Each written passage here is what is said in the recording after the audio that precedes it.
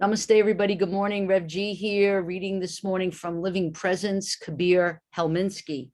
And I'm reading from page 96, kind of continuation from yesterday when we were talking about, that sometimes we feel that fraudulent imposter syndrome because we're confused about thinking we need to be pious or something. And then we get really down on ourselves for whatever shadow side of us comes out.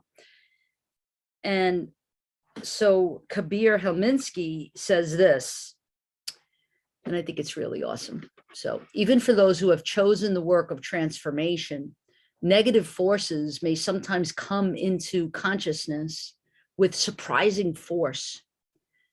This is a sign that a small, desperate part of ourselves is trying to perpetuate itself, sensing that it is faced with its own annihilation or absorption into something greater but unknown. It will rebel against what seems to threaten it, not the least of which is real love, the brotherhood, the sisterhood, the work itself. That's that radical kinship that Father Boyle talks about. This rebelliousness and its manifestation can be first recognized and observed and then lovingly dissolved.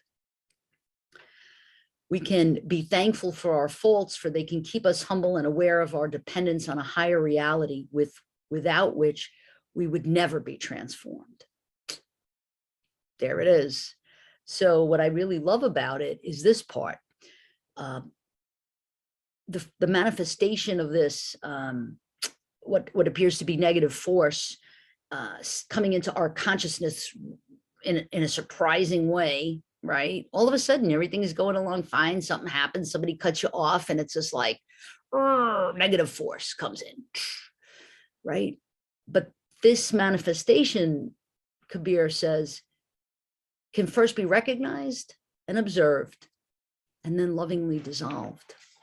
And so I was thinking about the rose petals, the beautiful rose petals as a blessing on our heads from the divine. And so what if we did that to our little negative forces that come out? What if we did that to our little shadow self? What if we did that to every time we act or think in a way that we know is not love, not coming from love?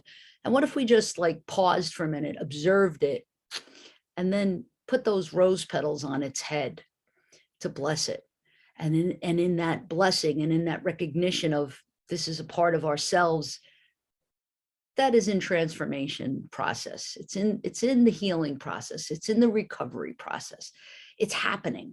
It's happening. It just hasn't happened yet. We have a saying in recovery when we talk about shortcomings.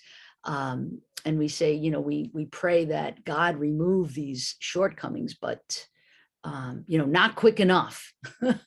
And so we lovingly place rose petals right on the head and heads of all of these shadow parts of ourselves, lovingly embracing them and rejoicing in gratitude for the transformation that will happen.